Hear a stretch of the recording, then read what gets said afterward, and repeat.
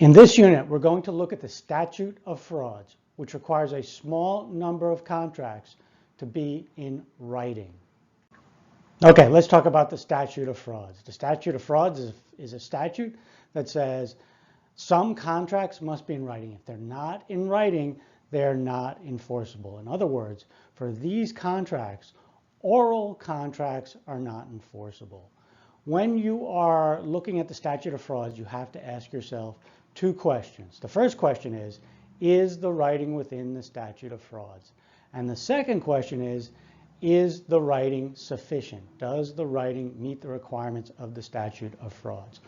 When we're asking, is the contract within the statute of frauds, what we're saying is this contract one that must be in writing? And so the language we use is this contract within the statute of frauds? If the contract is within the statute of frauds, then it must be in writing. If it's not in writing, it's not enforceable.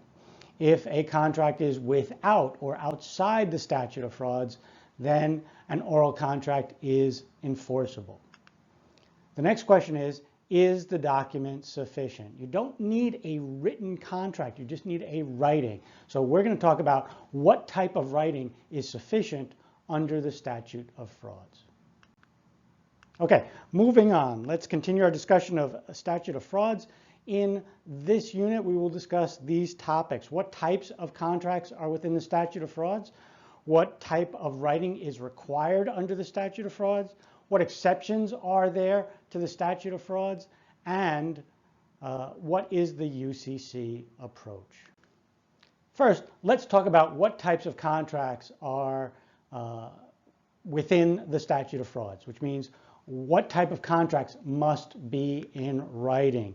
And the answer is MyLegs. MyLegs is an excellent mnemonic device. I did not invent it.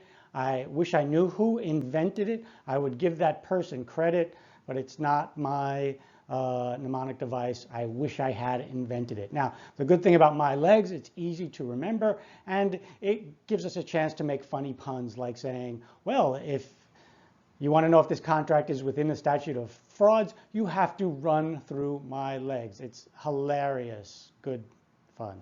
Okay, what does MyLegs mean? Well, it means contract for marriage, a contract for 1 year, contract for land, an executor promise, a guarantee, and sales. So just remember MyLegs, good mnemonic device. We'll go through each of them in turn. All right, MyLegs. Let's go through them one by one.